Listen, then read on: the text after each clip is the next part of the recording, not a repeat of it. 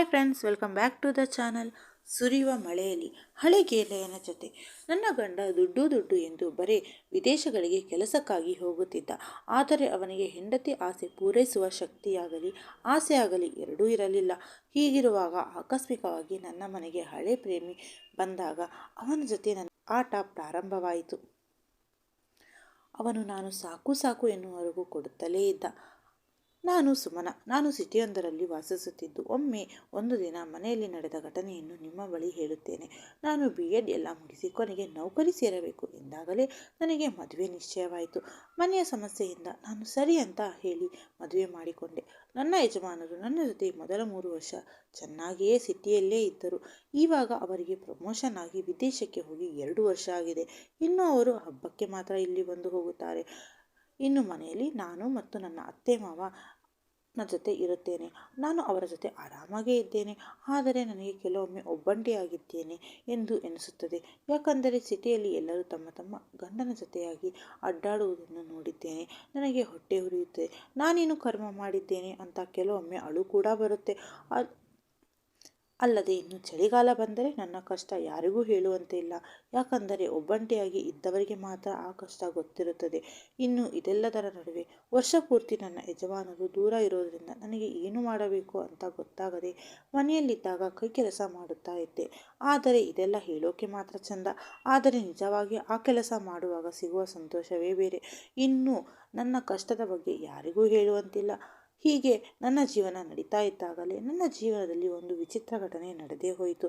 ಒಂದು ದಿನ ನನ್ನ ಯಜಮಾನರು ಫೋನ್ ಮಾಡಿ, ನಮ್ಮ ಫ್ರೆಂಡ್ ಕೈಯಲ್ಲಿ ಒಂದು ಗಿಫ್ಟ್ ಕೊಟ್ಟು ಕಳಿಸುತ್ತಾ ಇದ್ದೀನಿ, ಅದನ್ನು ತೆಗೆದುಕೊಂಡು ಮನೆಯಲ್ಲೇ ಇಡು, ನಾಳೆ ಸಾಯಂಕಾಲ ನಾನು ಮನೆಗೆ ಬರ್ತೇನೆ ಅಂತ ಹೇಳಿದರು. ಆಗ ನಾನು ಯಾರು ಅಂತ ಕೇಳಿದಾಗ, ಅವನು ನಿನಗೆ ಪರಿಚಯ ಇಲ್ಲ, ಅವನು ಇಲ್ಲೇ ನನ್ನ ಜೊತೆಯಲ್ಲಿ ಆಸ್ಟ್ರೇಲಿಯಾದಲ್ಲಿ ಕೆಲಸ ಮಾಡುತ್ತಾನೆ, ನಾಳೆ ಅವರ ಮನೆಗೆ ಹೋಗಿ ಆಮೇಲೆ ಅಲ್ಲಿಂದ ನಮ್ಮ ಮನೆಗೆ ಬರುತ್ತೇನೆ, ಅವನಿಗೆ ನಮ್ಮ ಮನೆಯ ಅಡ್ರೆಸ್ ಕೊಟ್ಟಿದ್ದೇನೆ ಅಂತ ಹೇಳಿದರು. ಆಗ ನಾನು ಸರಿ ಅಂತ ಹೇಳಿದೆ. ನಾನು ಇದೇನು ಅಂತ ದೊಡ್ಡ ಗಿಫ್ಟ್ ಅಂತ ಯೋಚನೆ ಮಾಡ್ತಾ ಇದ್ದೆ. ಆಮೇಲೆ ಏನಾದರೂ ಇರುತ್ತೆ ಬಿಡು, ನನಗೆ ಯಾಕೆ ಅಂತ ಸುಮ್ಮನಾದೆ. ಇನ್ನು ಮರುದಿನ ಸಾಯಂಕಾಲ ನಾನು ಕಾಯುತ್ತಾ ಕೂತಿದ್ದೆ. ಸಂಜೆ 5 ಗಂಟೆ ಆಗಿತ್ತು. ಆಗ ಇದ್ದಕ್ಕಿದ್ದಂತೆ ಕಾಲಿಂಗ್ ಬೆಲ್ ಶಬ್ದ ಕೇಳಿದು. ಹೋಗಿ ಬಾಗಿಲು ತೆರೆದು ನೋಡಿದಾಗ ಒಬ್ಬ ಯುವಕ ನಿಂತಿದ್ದ. ಅವನನ್ನು ನೋಡಿದರೆ ಎಲ್ಲೋ ನೋಡಿದ್ದೀನಿ ಅಂತ ನನಗೆ ಅನುಮಾನ ಶುರುವಾಯಿತು. ಒಳಗೆ ಕರೆದು ಕೂರಿಸಿದೆ. ಅದೇ ಹೊತ್ತಿಗೆ ನನ್ನ ಯಜಮಾನರ ಅಪ್ಪ ಅಮ್ಮ ಇವನನ್ನು ಮಾತನಾಡಿಸಿ ಪಾರ್ಕ್ಗೆ ವಾಕಿಂಗಿಗೆ ಅಂತ ಹೋದರು. ಹೀಗೆ ಹೋಗುವಾಗ ಸರಿ ಬರ್ತೀನಿ ರೋಹನ್ ಅಂತ ಹೇಳಿಬಿಟ್ಟರು. ನನಗೆ ಆ ಹೆಸರು ಕೇಳಿ ಸ್ವಲ್ಪ ಶಾಕ್ ಎನ್ನಿಸಿತು. ಅವನು ಬೇರೆ ಯಾರೂ ಅಲ್ಲ, ನನ್ನ ಹಳೆ ಪ್ರೇಮಿ. ನಾನು ಡಿಗ್ರಿ ಓದಿ ಮುಗಿಸಿದ ಬಳಿಕ ಇಂಗ್ಲೀಷ್ ಟ್ಯೂಷನ್ಗೆ ಹೋಗುತ್ತಿದ್ದೆ. ಅಲ್ಲಿ ಮೊದಲ ಬಾರಿ ನೋಡಿದ್ದು. ಅವನು ನನಗೆ ಹೀಗೆ ಮಾತನಾಡಿ ಕೊನೆಗೆ ನಮ್ಮ ಸ್ನೇಹ ಗಾಢವಾಗಿತ್ತು. ಅಲ್ಲದೆ ಅವನು ನನ್ನ ಎಲ್ಲ ವಿಷಯದಲ್ಲೂ ಸಹಾಯ ಮಾಡುತ್ತಿದ್ದರಿಂದ ಅವನು ನನ್ನ ಆಪ್ತ ಗೆಳೆಯನಾಗಿ ಬಿಟ್ಟಿದ್ದ. ಹೀಗೆ ಒಂದು ದಿನ ಬರುವಾಗ ಅವನು ಯಾಕೋ ಚಿಂತೆಯಲ್ಲಿ ಇದ್ದ ಹಾಗೆ ಇತ್ತು. ನಾನು ಯಾಕೆ ಅಂತ ಕೇಳಿದೆ. ಅವನು ನಾನು ಇಂಗ್ಲೀಷ್ ಪರೀಕ್ಷೆಯಲ್ಲಿ ಏನಾದರೊಂದು ಅಚೀವ್ ಮಾಡಲೇಬೇಕು, ಅದು ನನಗೆ ತುಂಬ ಮುಖ್ಯ ಅಂತ ಹೇಳಿದ. ನನಗೆ ಹೆಚ್ಚು ಧೈರ್ಯವಿಲ್ಲ. ನಾನು ಎಲ್ಲಿ ತಪ್ಪು ಮಾಡುತ್ತಿದ್ದೇನೆ ಎಂದು ನನಗೆ ಗೊತ್ತಾಗುತ್ತಿಲ್ಲ ಅಂತ ಹೇಳಿದ. ಆಗ ನನಗೆ ಗೊತ್ತು, ಬೇರೆ ಏನೋ ವಿಷಯ ಇದೆ, ಆದರೆ ನೀನು ನನಗೆ ಹೇಳುತ್ತಿಲ್ಲ ಎಂದಾಗ ಅವನು ಮೊದಲಿಗೆ ಏನಿಲ್ಲ ಎಂದು ಹೇಳಿದ. ಕೊನೆಗೆ ನನ್ನ ಮೇಲೆ ಆಣೆ ಮಾಡು ಎಂದಾಗ ಅವನು ನನ್ನನ್ನು ಇಷ್ಟಪಡುತ್ತಿದ್ದಾಗಿ ಹೇಳಿದ. ಆಗ ನಾನು ಇದೆಲ್ಲ ಆಗುವುದಿಲ್ಲ, ನಾವಿಬ್ಬರು ಸ್ನೇಹಿತರು ಅಂತ ಹೇಳಿದೆ. ಇದಾದ 2 ದಿನಗಳ ನಂತರ ಮೊಬೈಲ್ ಬಂದಿ ಮಾಡಿಕೊಂಡು ನಾಪತ್ತೆಯಾಗಿದ್ದ ರೋಹನ್ ಪತ್ತೆಯಾಗಿದ್ದು ಇವತ್ತು. ಅದು ನನ್ನ ಯಜಮಾನನ ಸ್ನೇಹಿತ.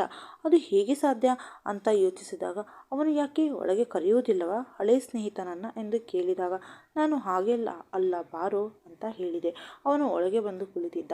ನಾನು ಅವನಿಗೆ ಚಹಾ ಮಾಡಿಕೊಂಡು ಬಂದು ಅವನ ಜೊತೆ ಮಾತುಕತೆ ಮಾಡುತ್ತಾ ಕೂತೆ. ಅವನು ತನ್ನ ಜೀವನದ ಬಗ್ಗೆ ಮತ್ತು ಅವತ್ತು ನಾಪತ್ತೆಯಾಗಿದ್ದ ಕಾರಣವನ್ನು ತಿಳಿಸಿದ. ಅಲ್ಲದೆ ಹೀಗೆ ಅಲಿಯುತ್ತಿದ್ದಾಗ ಒಂದು ದಿನ ಕಂಪನಿಯಲ್ಲಿ ಕೆಲಸ ಸಿಕ್ಕಿತ್ತು. ಅಲ್ಲಿಯೇ ನಿನ್ನ ಯಜಮಾನ ಪರಿಚಯವಾಗಿ ನಾವಿಬ್ಬರು ತುಂಬ ಆಪ್ತ ಗೆಳೆಯರಾಗಿದ್ದೇವೆ. ಆಮೇಲೆ ನಾನು ಅಲ್ಲಿಂದ ವಿದೇಶಕ್ಕೆ ಹೋಗಿ 4 ವರ್ಷ ಅಲ್ಲಿಯೇ ಇದ್ದೆ. ಇವಾಗ ಮತ್ತೆ ನನಗೆ ಪ್ರಮೋಷನ್ ಕೊಟ್ಟು ಇಲ್ಲಿಗೆ ಕಳುಹಿಸಿದ್ದಾರೆ ಅಂತ ಗೌರವದಿಂದ ಮಾತನಾಡುತ್ತಾ ಹೇಳಿದ. ಆಗ ನಾನು, ಯಾಕೋ ಹೀಗೆಲ್ಲ ಮಾತಾಡ್ತಾ ಇದ್ದೀಯಾ, ನಾನು ಪರಿಚಯ ಇಲ್ಲದಿರುವರ ಹಾಗೆ ಅಂತ ಕೇಳಿದೆ. ಅವನು ಏನಿಲ್ಲ ಅಂತ ಹೇಳಿದ. ಆಗ ನಾನು, ಪರವಾಗಿಲ್ಲ, ಮೊದಲಿನ ಹಾಗೆ ಮಾತನಾಡು ಅಂತ ಹೇಳಿದೆ. ಆಮೇಲೆ ಸ್ವಲ್ಪ ಹೊತ್ತಿನಲ್ಲೇ ಮಳೆ ಬರೋಕೆ ಶುರುವಾಯಿತು. ಹೀಗೆ ಮಾತನಾಡುತ್ತಾ ಕೂತಿದ್ದೆ. ಆಗ ನಾನು, ಇವತ್ತು ಇಲ್ಲೇ ಇರೋ, ಊಟ ಮಾಡಿಕೊಂಡು ಹೋಗೋ ಅಂತ ಹೇಳಿದೆ. ಆಗ ಅವನು, ಆಗೋದಿಲ್ಲ, ಹೋಗ್ತೀನಿ ಅಂತ ಹೇಳ್ದ. ನಾನು ಸರಿ ಸ್ವಲ್ಪ ಹೊತ್ತು ಕೂತು ಹೋಗು ಎಂದೆ. ಸರಿ ಅಂತ ಹೇಳ್ದ.